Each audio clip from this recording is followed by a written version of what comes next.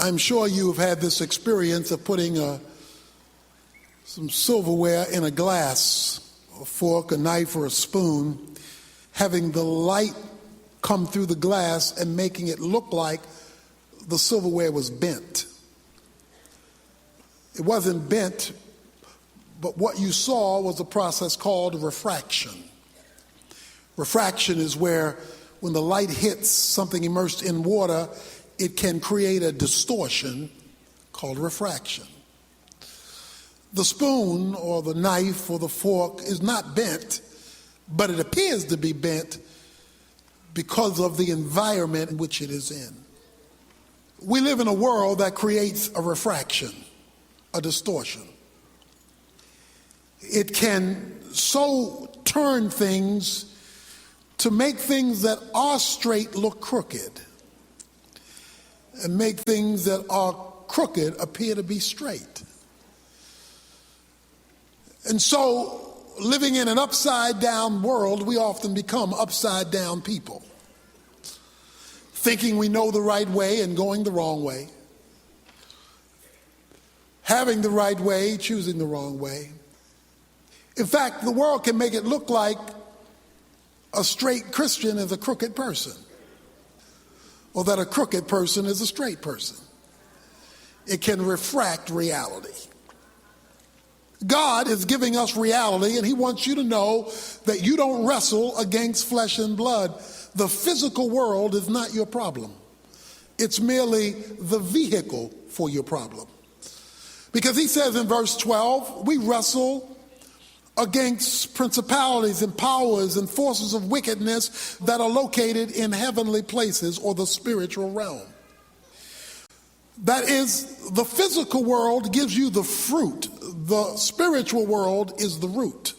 So if you address the fruit of what the five senses brings to you, flesh and blood, without addressing the root of the spiritual world from which it emanates, you will forever, I will forever, we will forever be doing patchwork on the physical because we have never addressed the cause in the spiritual. If you and I, if we would ever take seriously the invisible spiritual realm, we would fare much better in the visible physical realm.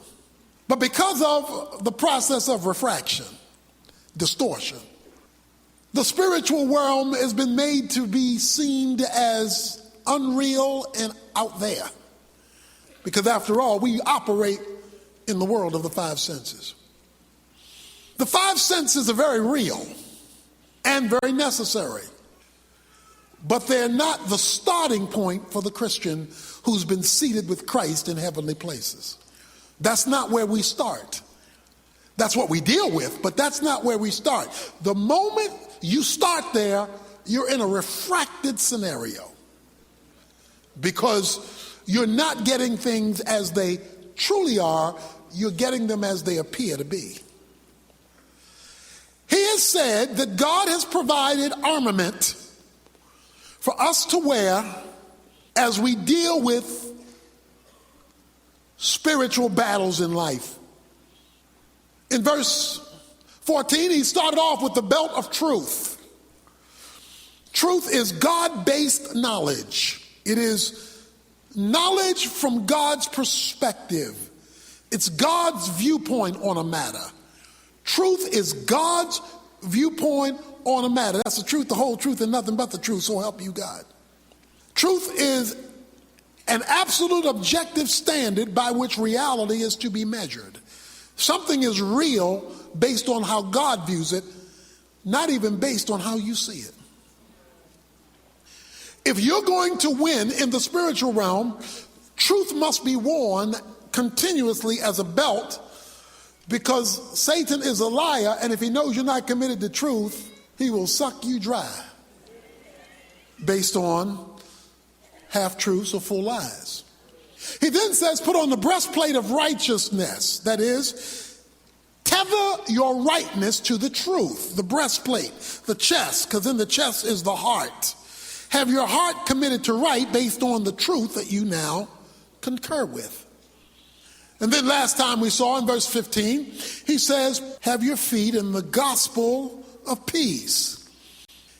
true peace, lasting peace, comes not from a pill, it comes from the gospel. It is embedded into the gospel because the gospel has the grace of God within it, which has been deposited into the spirit that's lodged in your soul. Your soul is lodged in your body. In the pill of your spirit is all the peace you've been looking for, that you've been paying for out there. He says the peace you're looking for is in the pill called the gospel. But if you don't know the gospel, or you don't know how to access the gospel, then the peace that the gospel holds, you don't experience. So you go out looking for pseudo peace, false peace, temporary peace, or you settle for chaos management. Chaos management, not authentic peace. And I said you always know whether it's God's peace because you don't understand why you have it, given the mess you're in. It's a peace, the Bible says, that passes understanding. You say, well, how do I access all of this that you tell me I have if I'm a Christian? My assumption is that you're a Christian. If you're not a Christian, you have nothing to access. But if you are a Christian, if you have responded to Jesus Christ, how do I access this victorious living in the midst of this spiritual battle that I'm experiencing in my physical world? How do I access it? He answers that in verse 16. He says, in addition to all, taking up the shield of faith, with which you will be able to extinguish all the fiery darts of the evil one. He introduces us to the next piece of armor called the shield of faith, or let's put it another way, the shield which is faith. The shield is actually faith itself. I want to today clarify faith for you because many of us have misunderstood faith, misused faith, misunderstand faith, and yet faith is critical because he says, leading off verse 16, in addition to all. In other words, and I know I've told you a lot so far, but if you grab this one, you got it all. This one, he says, is key. Faith. In addition to all, take up the shield of faith. Now, notice the verb, take up. The first three pieces of armor, he didn't use the word take. He uses the word to be. In the text, it says having in verse 14 and 15, having the belt of truth, having the breastplate of righteousness, having the shoes of the gospel. But now he switches verbs. The first three are something you wear all the time. You keep truth with you. You keep righteousness with you. You keep the peace of God with you. You keep those with you. But now when he comes to this next piece, the shield of faith, he says that one you pick up, you take. The first three you keep with you all the time. The last three you pick up on an as-need basis. It's like a baseball player. He wears his baseball suit during a baseball game. He never takes off his uniform, but he picks up the bat when it's time for him to bat. He picks up the glove when it's time to go to the field. In other words, he picks up those as needed. The first three you keep with you. You never take them off. You never change those clothes. But now you must take up the shield of faith. Please notice, you got to take it up. God won't take it up for you. This is your responsibility. He calls it a shield of faith. A Roman soldier had a shield. When it was time for him to fight, he would take his shield. The shield was 2.5 feet wide, 4 feet long. This shield was so situated that a Roman soldier could crouch down and hide his whole body behind it. In other words, the shield covered all of him. When it was positioned correctly, his full body could hide behind it. In fact, when you see them in battle, sometimes the Roman soldiers would link their shields next to each other and a whole army could crouch down and hide behind it. Because the shield of faith would handle anything that the enemy threw at it, whether it was a javelin or whether it was an arrow. So the reason why this particular armament is so critical is that it covers all of you if you're behind it properly. He says, in addition to all, take up the shield of faith. When do you need to take it up? Well, he's told us earlier, on the evil day. The evil day is the day all hell breaks loose in your life. It is when you're under attack. It is when the finances are so low you don't know how you're going to make it. It is when you've lost your job and there's none in sight. It is when everything is breaking down emotionally. It's the evil day. It is the day when all hell has broken loose in your life. The day of your attack, on that day, you need to be covered by a shield which is called faith. When they launch space capsules into the air and they come back down into the atmosphere, they would burn up except that they have a shield around them. This shield, in light of the heat breaking into our atmosphere, keeps them from burning up. On the evil day, you feel like you're going to burn up. He says, but if you have a shield, you'll make it in an atmosphere of chaos. So the question is now, what is faith? What is faith? Let me give you a simple definition of faith, as simple as I can get it. Faith is acting on the truth. Faith is acting on the truth. Now, if you don't know the truth, or if you don't act on the truth, the word faith is a meaningless phrase. It's talk. Faith is acting on the truth. So in order to have faith, you got to find the truth. And the truth is God's view of a matter. So if you're not interested in discovering God's view on a matter, forget having a discussion about faith. Because faith is only faith when it's tethered to truth. Because when it's tethered to truth, it knows the right decision to make, confirmed by the shoes of peace, because you exercise the real meaning of faith. Faith is merely acting like God is telling the truth. A lot of people talk about faith who are not connected to the truth and wonder why faith isn't working. So guess what they do? They go around looking for more faith, thinking if I can get a little bit more faith, maybe I can get a little bit more help.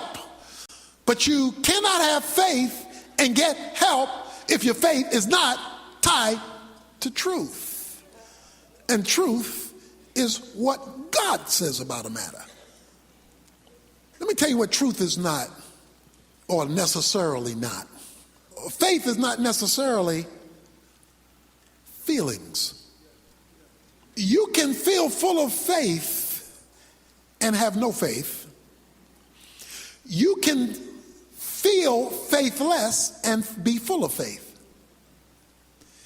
Faith is not based on how you feel. Now, how you feel may be consistent with faith in a given moment, but at another moment, how you feel may have absolutely no correlation to faith whatsoever. Because feelings are circumstantially driven. You feel based on how things are going. If things are going well, I feel good. Dun, dun, dun, dun, dun, dun, dun. If things are not going well, I feel bad. Because circumstances dictate feelings. And you can't always control that. You can't always control that.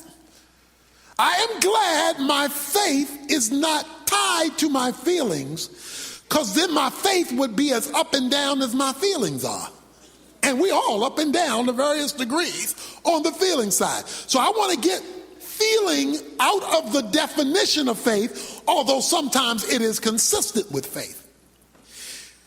Faith is acting on the truth, whether I feel the truth or not, whether I like the truth or not, whether I agree with the truth or not.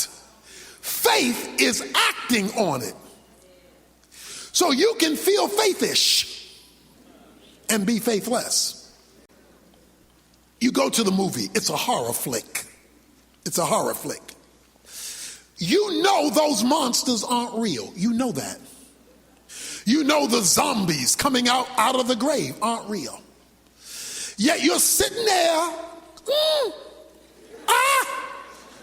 covering your eyes, can't sleep because you remember the show, and you know it's not real. You know that. You knew it before you went in. You knew it while you were watching it. You knew it when you left, and you're still all shook up. That is because the masters of the media so constructed the lie of the horror film to make you feel like it was true, even though intellectually you knew none of that was real. But they manipulated it so and made it seem so real that it governed your feelings. You will never overcome the movie until your mind overcomes your emotions. Because your emotions are controlling you based on a lie that the movie perpetuated to you.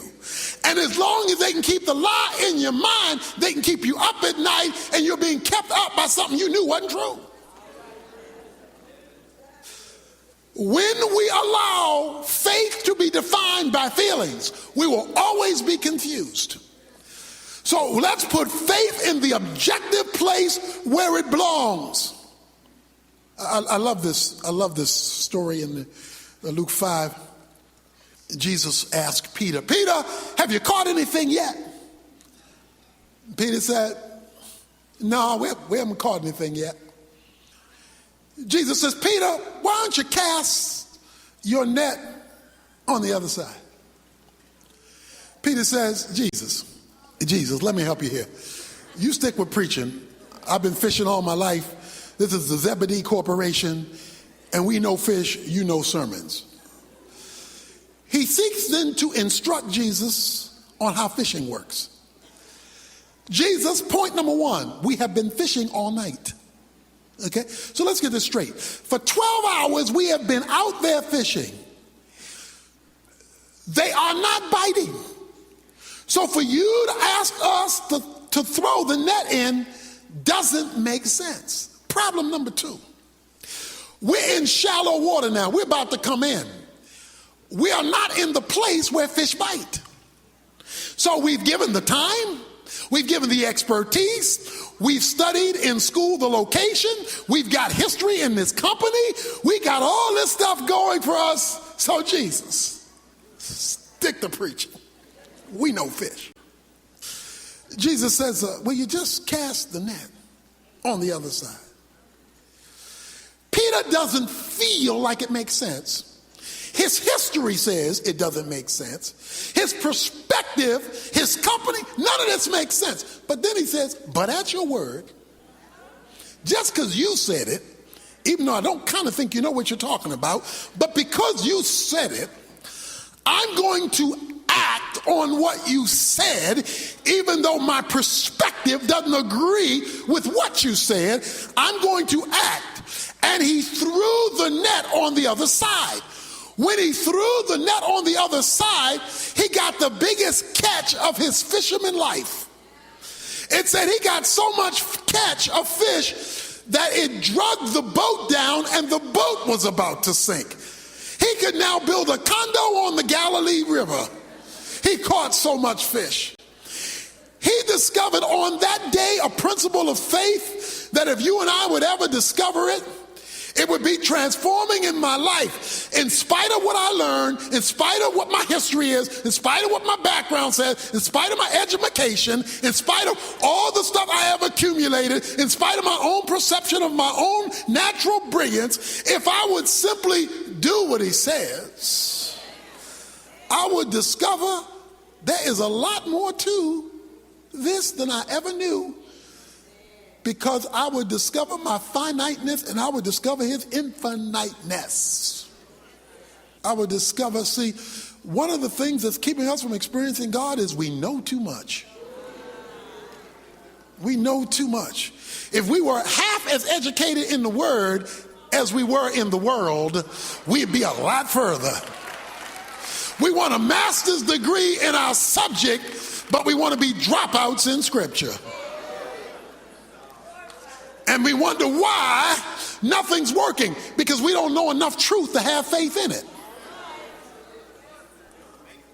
Faith is acting on the truth, which means I want to know the truth so I can act on it, which exhibits faith so that I can see God move. Now let me explain something now. Faith does not make God move. Let's get this straight. Because if you believe faith makes God move, then you're going to be looking for more faith. You don't need more faith. You have if you're a Christian, you have all the faith you're ever going to need for anything God's going to do with you. Let me help you now. Oh, God's trying to increase my faith. No, he's not.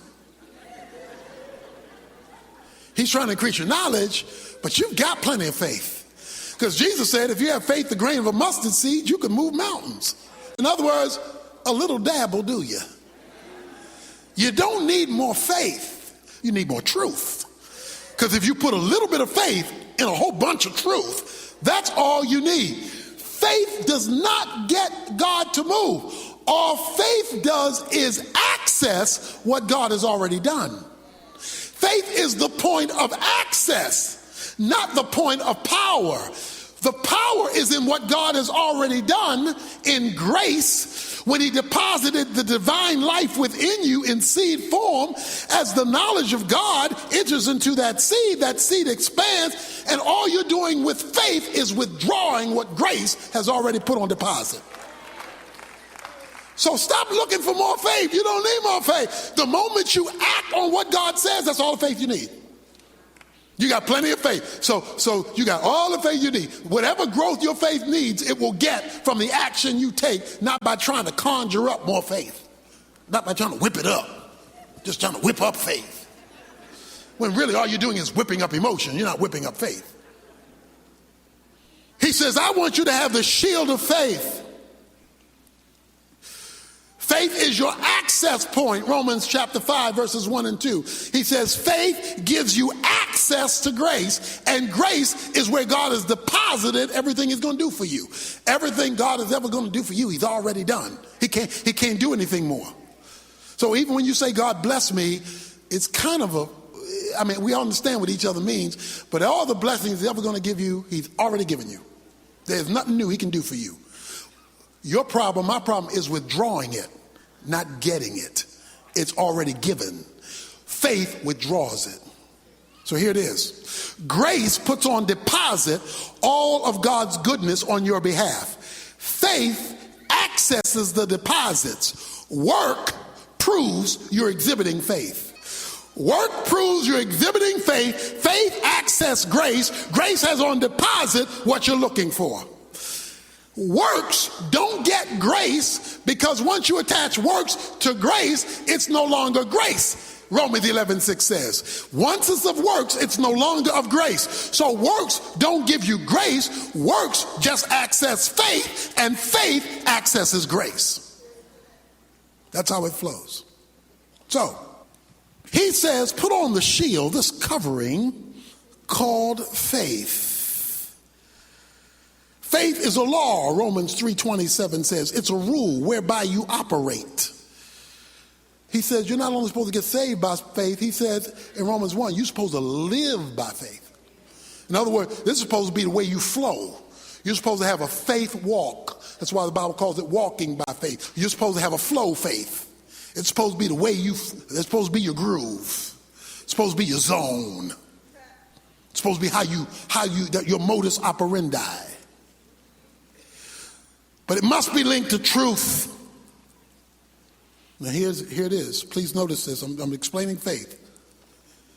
Faith, if you want it to be real, watch this now, cannot be limited to your five senses. If you limit faith to your five senses, it won't be real faith. It won't be real faith. Because we're talking about accessing the invisible realm, not the visible realm. So we're not talking about accessing the stuff you can see and touch and taste. Hebrews 11:1. Faith is the substance of things hoped for. It is the evidence of things not seen. If you can see it, it's not faith. If it's tangible and if it's moving in the physical realm, it's not the faith God is talking about. That's just human faith anybody can have. Anybody gonna believe something that they looking at? I believe you sitting there. How come? Because I see you. That's not what he's talking about. He's not talking about that. He's saying it's the evidence, it's the substance, so it's real. Even though it's in the spiritual realm, it's real, and it has evidence. It's provable, but it's not yet seen. The whole point of faith is to grab something out of the unseen realm and bring it down to the visible realm. So you never start with what you see to determine whether you have faith. That's called sight. It's a whole nother word. And because we don't live by faith, in other words, because that's not how we roll, that's not our flow, we don't see much grace. He says, In addition to all, above all things, take on the shield of faith.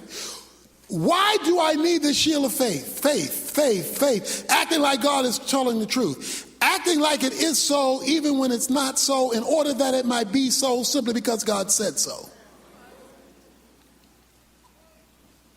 You go to the doctor because there's typically something wrong you can't fix. Because usually you started off with over-the-counter. You started off with human ability. You started off with your own mind could conjure up. You started off with what you could take care of yourself. So you went to the doctor and you went to the pharmacy. You went to Walgreens or some other pharmacy and you got some, something for your stomach, antacid, or you got something because you were going to do the best you can to make life better. But your best wasn't working. So you call the doctor.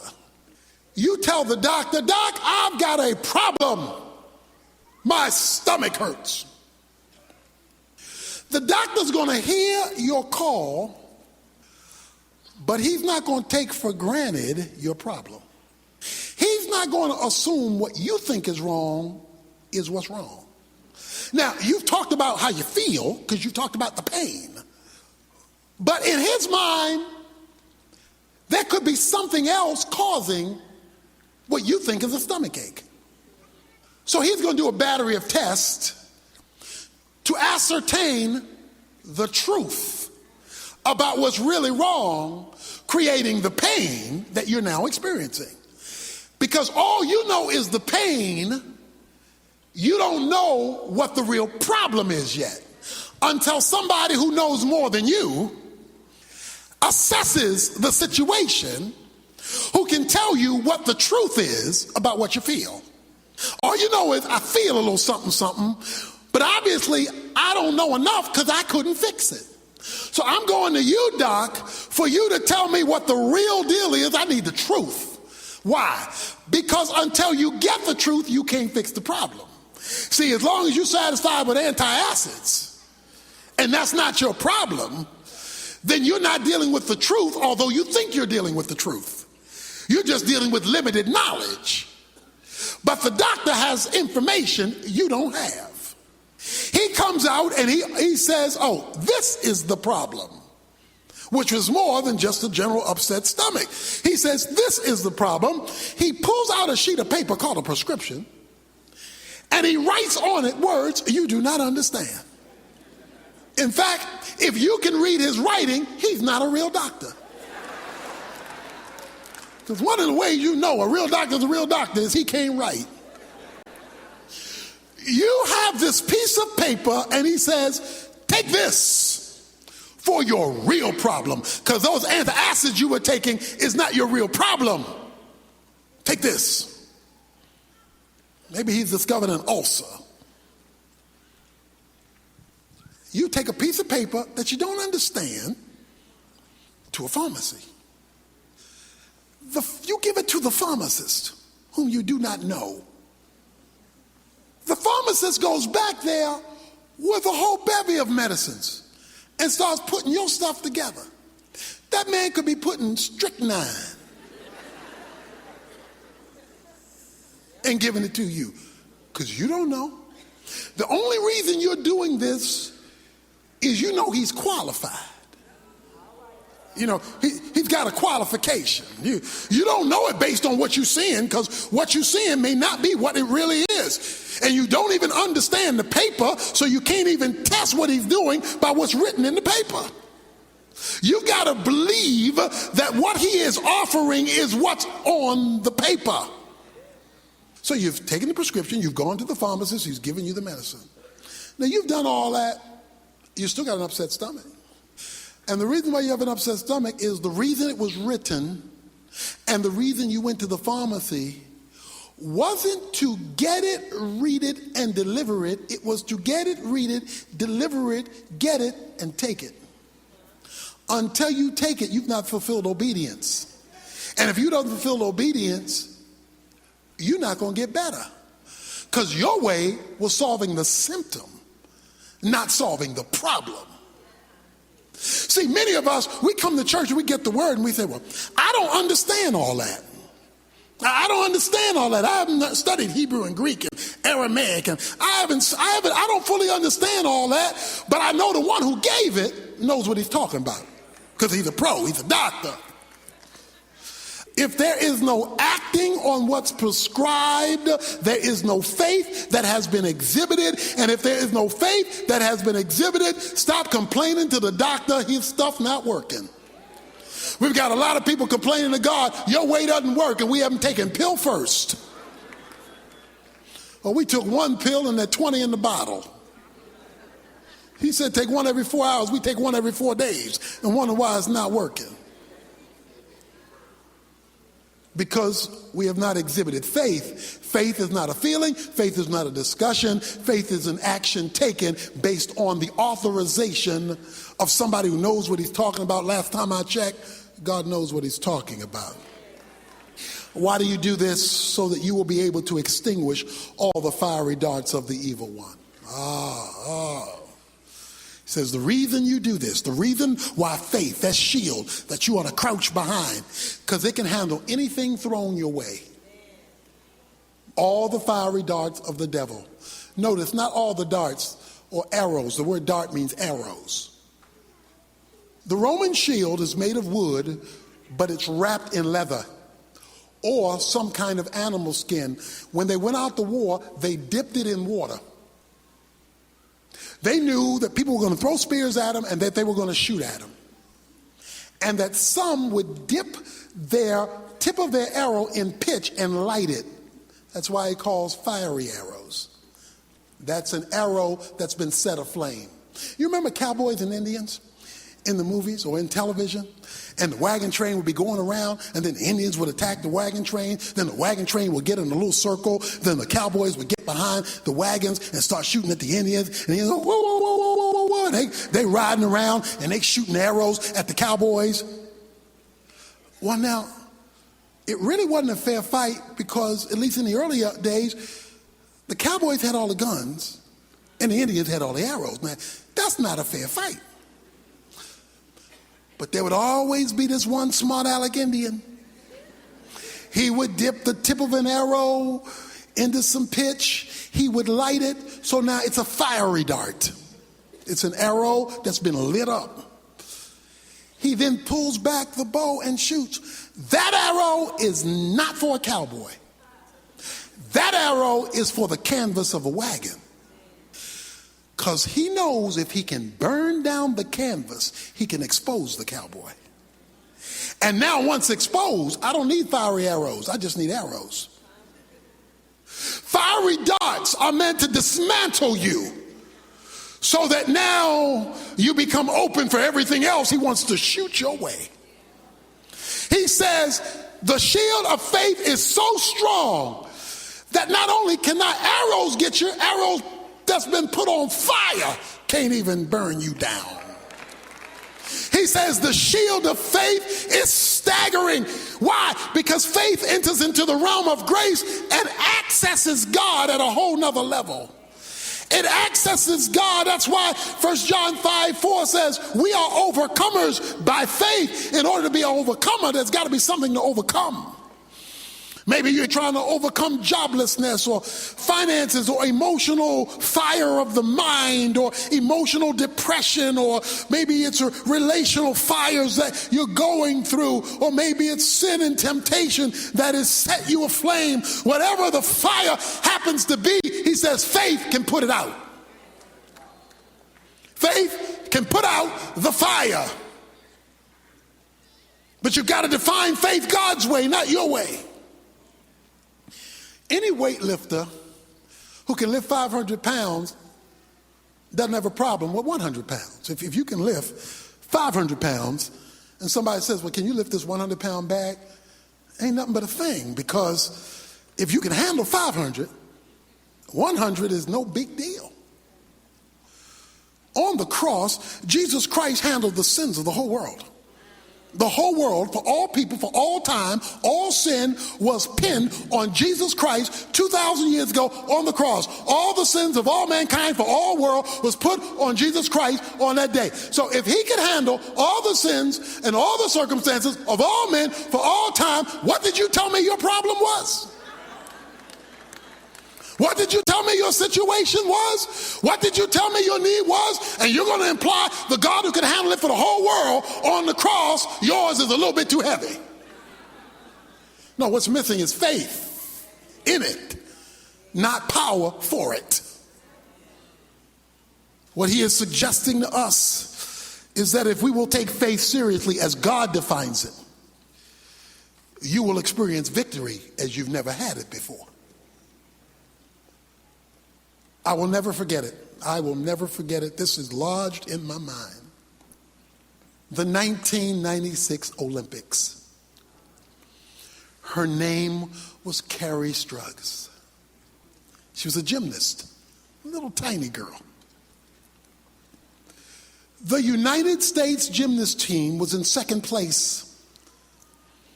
Carrie Struggs was the last gymnast to go, and she had to make a certain score to overcome the first place team. I don't remember whether it was Romania or Soviet Union, but whoever it was, she had to do this certain 9-point something to overcome so that the United States would win the gold medal. So all the pressure is on little Carrie. Carrie stands and Carrie looks down because she has to vault. She has to go, propel herself, flip over the horse, and come back down standing up to get a high enough score. Little Carrie takes off and she's running. She hits the spring. She hits the horse. She flips over and she comes down, but she comes down wrong. And she horrifically twists her ankle so that she cannot even walk. She falls down. She cannot even walk. Low score. You could hear the hush over the crowd, particularly of the Americans. Oh no, you could see her team wince. And Carrie began to weep. Because this whole thing is riding on her. She has one more jump. But she can't walk.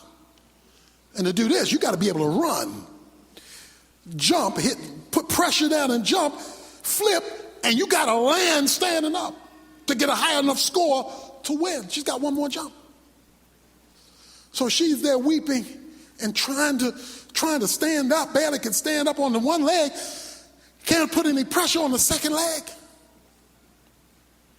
Over in the corner was her coach, Bella Carolla, the famous gymnast coach.